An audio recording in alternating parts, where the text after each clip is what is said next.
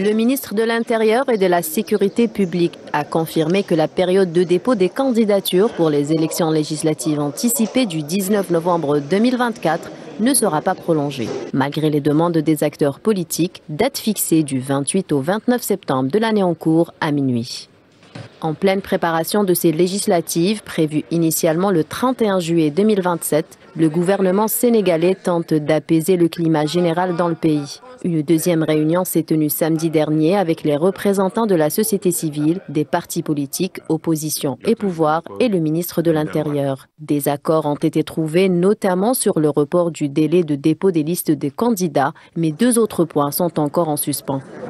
Jean-Baptiste Tine a notamment salué l'engagement de la société civile et des partis politiques pour leur esprit de dialogue. Des trois sujets abordés, un seul a fait l'objet d'accords. Le ministre sénégalais de l'Intérieur a souligné cependant qu'une confirmation de l'administration en charge des élections était nécessaire avant de crier victoire. Si vous allongez la durée des dépôts, ça veut dire que vous sortez les listes définitives après. Ça veut dire que l'on ne pourrait commencer l'impression qu'après. Ce sont des questions sur lesquelles nous allons travailler pour voir la faisabilité.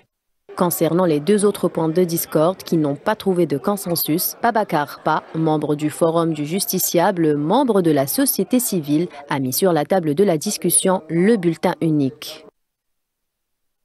Lors des élections législatives, on aura un format en carte qui est beaucoup plus grand que le format que l'on utilise lors des élections présidentielles. Donc, ce que nous avons demandé, c'était pour essayer de faciliter l'impression des bulletins et amoindrir le coût, mais on n'a pas eu de consensus. Le casier judiciaire a également été au cœur des discussions.